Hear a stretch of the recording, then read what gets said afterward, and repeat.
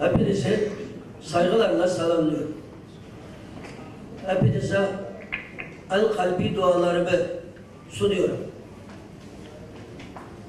Bugün Doğu Türkistan meselesinin unutturulmaya, görülmemeye çalışıldığı bir süreçte Köklü Değişim dergimizin bu toplantısını çok önemli buluyorum. Kendilerinden Allah razı olsun. Türkistan coğrafyasında yaşayan Müslüman halkların tarih içinde hep kaderleri bir olmuştur. 1990'lı yıllarda Batı Türkistan Cumhuriyetleri, bugün boy adlarıyla anılan Batı Türkistan Cumhuriyetleri ilan edildiği zaman İstanbul'da yaşayan Doğu Türkistan Türklerinin lideri merhum İsa Yusuf Altekin kurtuluş sırası Doğu Türkistan'da diye bir tarihe not düşmüştü. Fakat aradan 20 sene geçti. Fakat bugün Türkistan coğrafyasının kaderinin bir olmadığı maalesef görülmektedir.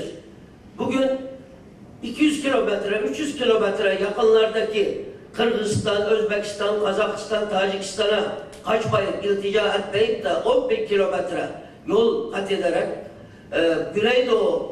Güneydoğu Asya ülkelerine kaçan Uygur kardeşlerimizin durumu bunun için çok güzel bir örnektir. Çin bugün Doğu Türkistan'da büyük bir soykırım uyguluyor. Bu soykırımı uygularken hiçbir kendilerini caydırıcı bir güç maalesef görünmüyor dünyada. Bugün Çin'in parası var.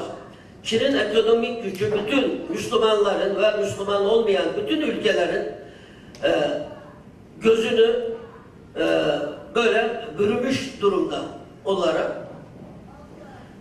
Çin etnik, dini ve ekonomik her yönden, yani hayatta aklımıza gelebilecek her yönden bugün bir soykırım uygulaması yapıyor. Asimilasyon uyguluyor. Bugün Çin bütün bunları yaparken Çin'i durduracak, Çin'i çekilecek hiçbir güç maalesef görünmüyor. Soğuk Savaş döneminde, yani 1960 ile 90 yıllar arasında Çin-Sovyet anlaşmazlığı sırasında 30 senelik süre içinde Çin, Rus-Sovyet korkusunda Doğu Türkistan'da günümüzdeki kadar fazla zulüm yapamıyordu. Ancak bugün Çin, Doğu Türkistan'ı bir an önce burada yaşayan insanları çeşitli gerekçeler, sebepler ve nedenlerle bir an önce yok ederek bu toprak kendilerinin batıya taşma ve yayılma emellerinin önünde engel olarak gördüğü Uygur Türklerini bir an evvel tarihin sahnesinden silmek için her türlü tedbiri, aklınıza gelebilecek her türlü önlemi, her türlü soykırımı gerçekleştiriyor. Bugün günümüzde Doğu Türkistan'a uygulanan Çin baskı, etnik asimilasyon ve dini ve ırkı soykırımlara şöyle bir göz atacak olursak, bugün Müslümanların dini hayatlarında, günlük yaşamlarda müdahale ediliyor, dönüştürülmeye çalışılıyor. Namaz kılmaları yasaklanıyor, Kur'an bulundurmaları, Kur'an okumaları yasaklanıyor, oruç tutmaları yasaklanıyor. Oruçta mübarek Ramazan ayında Doğu Türkistan'da Çinliler içki içme, bira içme kampanyaları, yarışmaları düzenliyor. Bu yalnız Doğu Türkistan'da Müslümanlar karşı değil, sizlere, bizlere ve bütün İslam dünyasına yapılan bir aşağılama ve hakaret olduğu apaçık ortadadır. Bugün son günlerde Doğu Türkistan'da bir olay, 20 kişinin içinde bebek, çocuk, kadın ve yaşlıların da bulunduğu 20 kişinin bombalanarak, ateş makineleriyle yakalarak ve yaylım ateşine tutularak 20 tane kardeşimiz orada şehit edildi. Bugün Aksu'nun Kırgızistan hududunda, Aksu vilayetimizin Bay ilçesinin Soğan kömür madeninde tamamen Çinli bir şirkete verilen kömür madeninde bu etnik yani sırf Müslüman Uygur oldukları için işe alınmayan ve devamlı ekonomik hayattan dışlanan insanlarımız, aç, nailaç kalan insanlarımızın bir hareketi oldu. 18 Eylül 2015 tarihinde. Buradaki mücahitler Tanrı Dağları'nın kuzeyindeki yüksek mağaralara saklandılar. Çin ordusu buraya Çin'den özel birlikler sevk etti. Savaş uçakları bombaladı. İnsansız hava araçlarıyla bunların yerlerini tespit etti ve 2. Dünya Harbi'nde Nazilerin savaş filmlerinde gördüğümüz ateş makineleriyle bunları yakarak, üzerlerine bombalar atarak şehit etti.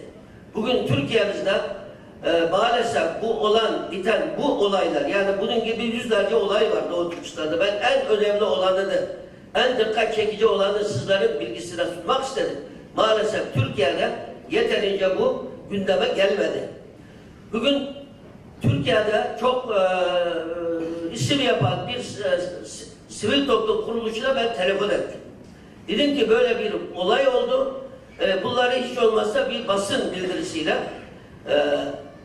kınayalım, protesto edelim. Bana dedikleri aynen şöyle.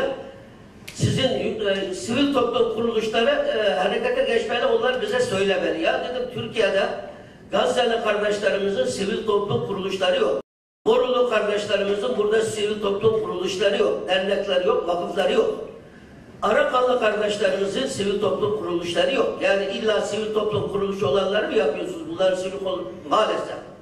Yine aynı şekilde yine bir insan hak ve hukuklarıyla uğraştığı belirtilen, mazlumlarla ilgilenmesi gereken bir sivil toplum kuruluşu da maalesef Güneydoğu'da Türkiye'yi parçalamak isteyen kişilerin, askerimiz ve polislere kurşun sıkan hainlerin, ölülerinin teşhir edilip edilmemesi konusunda bunlarla uğraştı. Fakat Doğu Türkistan'daki bu hunharca öldürülen çocukların, bebeklerin, kadınların, yaşlıların meseleleriyle ilgilenmedi. Yani bunu gündeme bile getirmedi.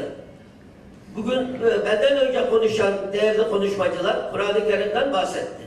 Yani Çin bütün bu baskı ve zulümleri yaparken Müslümanların arasına fitne sokuyor. Yani kendi etini kendi yağıyla kavurmaya çalışıyor. Bugün bir belge yayınladım ben birkaç gün önce. Devlet memuru olan Uygur asıllı devlet memurlarına o bölgede, kendi bölgesinde, çalıştığı bölgede hanımların hicap takmaması yolunda onları kefalete veriliyor şu anda. Bugün bir karı koca dini duyguların aniden artması suçlamasıyla yine tutuklandı ve kendi memleketini terk edip Çin'in işlerine Guangdong şehrine giden ve Guangdong'da tutuklanıp Doğu Türkistan'a getirilip burada hapsedildi. Bugün Doğu Türkistan'da Kur'an-ı Kerim bulundurmak, söyledim onu. Bugün Doğu Türkistan'da medreseler, Kur'an-ı Kerim okumak, medreseler açmak yasak. Ancak bugün bize komşu olan Ningxia, Çinhai ve Köküdük gibi Çinli Müslümanların, yani Huy adını verdiğimiz Çinli Müslümanların bulunduğu bölgelere gidip okuyan öğrenciler vardı. Uygur öğrenciler, orada din eğitim alan. Şimdi onlar da yasaklandı. Ve bu bölgelerdeki Çinlilere etnik ayrımcılık, yani Müslümanların arasına fitne sokmak, onların kin ve nefret uyandırmak maksadıyla Çin yönetimi bu insanların Çinli Müslümanlara Doğu Türkistan'daki kadar fazla baskı yapıyordu ve göz yumuyordu. Şimdi orada da bu baskılar başladı, orada da yasaklamalar başladı. Yine dini nikahlar yasaklandı. Aksu'da yine aynı aileden 7 kişi, bir kişiye idam, 6 kişiden toplam 64 yıl hapis cezasına çarptırıldı. Aksu'da giren 4 kişi 20 yıl hapis cezasına çarptırıldı. Bütün bunlar olurken 55 gün devam eden bu Aksu'nun bu 20 kişinin şehit edildiği olaylarda Çin hükümeti 13 Kasım 2015'te Paris saldırılarının olduğu gün işte bu G20 zirvesi Antalya'da toplarken Çin Dışişleri Bakanlığı bir açıklama yaptı. İşte biz de aynı Fransa'da olduğu gibi oradaki terörden dolayı biz bu Uygur 20 kişiyi katlettik diye. Fakat Fransız Gözlem dergisinin Paris Pekin muhabiri Ursula Guattier diye bir hanım bunun böyle olmadığını iddia ettiği için, doğruları konuştuğu için Çin hükümeti vizesini iptal etti ve kendisini sınır dışı etti. Bugün Türkistan Cumhuriyetleri kurulurken Çin Komünist Partisi 19 Mart 1996 tarihinde 7 numaralı belge adında bir belge yayınladı. Bu belge adım adım Çin yönetimi tarafından günümüze kadar bu adım adım gerçekleştiriliyor, bu belgenin gerekleri. Şimdi Çin geçtiğimiz yılın sonunda Lenzhou, bizim Doğu Türkistan'a komşu ve Çin'in batı bölgesindeki en büyük garnizonun bulunduğu Lenzhou şehrinde terör enstitüsü açtı. Ve Çin ordusunun yurt dışında operasyonlar yapabileceği konusunda bir yasa çıkardı. Bugün Sovyet gizli servisinin bugün Türkistanlı kardeşlerimize yaptığı suikastlar ileride Çinliler tarafından da yapılabileceğini düşünüyorum ben şahsen. Ayrıca Çin Doğu Türkistan'da yaptığı bu zulümle kifaye etmiyor. Türkiye'deki işte bugün bu toplantının yer değişmesi de çok düşündürücü. Yani bunun da bir sebebi var. Çin elçisi geçtiğimiz hafta yani 5 Mayıs tarihinde bugün Doğu Erzurum başta olmak üzere, Kars başta olmak üzere Doğu vilayetlerde, Kuzey Karadeniz bölgesine bir ziyarette bulundu. Erzurum'da İpek Yolu projesi gibi Çin'in öne sürdüğü bir toplantılar yaptı. Yani bunlar Erzurum'da birkaç sene önce oradaki bir vakıf bir hafta süren Doğu Türkistan Kültür Günleri adında bir etkinlik düzenledi. Yani bir üniversiteler sürekli Doğu Türkistan'ı gündeme getiren konferanslar düzenliyor. Şimdi Çin Büyükelçisi onlara gidiyor. Bizim hükümetin yaptığı bu önlemlerde, çünkü demokratik bir ülke önlem alması mümkün değil, yasaklaması mümkün değil.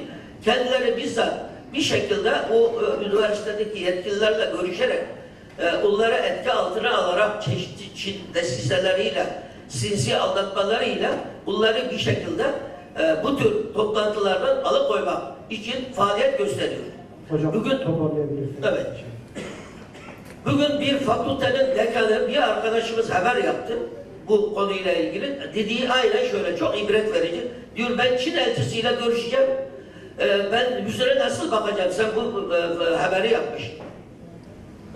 Benim zamanım bitti herhalde. Ben yeri gelmişken bir hususu sizlerin bilgisine sunmak istiyorum. Şimdi zaman zaman kardeşlerimiz söylüyor, dostlarımız söylüyor, bizim bu Türkiye'de yaptığımız bu toplantıların ve benzer toplantıların, bu gösterilerin Doğu Türkistan'daki insanlara bir zulmün eksilmesi yönünde bir faydası var mı diye. Birkaç hafta evvel ben bir yerde Doğu Türkistan'dan gelen Teklamakan Çölü'ndeki bir ilçemizden gelen bir hemşehrimizle karşılaştı. Bana aynen şöyle dedi. Ben Türkiye'ye gelmeden önce çok dua ediyordum. Geldikten sonra daha çok dua etmeye başladım. Bugün Ramazan ayında Türkiye'deki bu gösteriler, bu toplantıların çok faydası oldu. Nereden haberiniz oldu? İşte internet kesik, orada televizyon seyredemiyorsunuz. Bizim gençler çok iyi kullanıyorlar interneti. Türkiye'deki bu gösterileri böyle alıp birbirine atıyorlar, birbirinden sevk ediyor. Çin bunu yapana kadar, yani önleyene kadar, tedbirini alana kadar bizim haberimiz oluyor. Ve bu Türkiye'deki bu protesto eylemlerinin, tepki eylemlerinin neticesinde bir hafta kala, Ramazan'ın bitmesine bir hafta kala, sözde özel bölgede diktatörü Can Gülşen bir iftar yemeği tertip etti. Eğer Türkiye'de bu olmasaydı işte biz iftar yemeği veriyoruz, yasaklamıyoruz kabilinden. Böyle bu toplantıların, yani bizzat orada gelen hemşehrimizin sizlere özellikle Köklü Değişim Derneğimize, dergisine bunu da ben çok selamları var, dualarını ben bu arada kendileri sizlerle de iletmiş olayım diyorum. Beni sabırla dinlediniz. Sağ olun.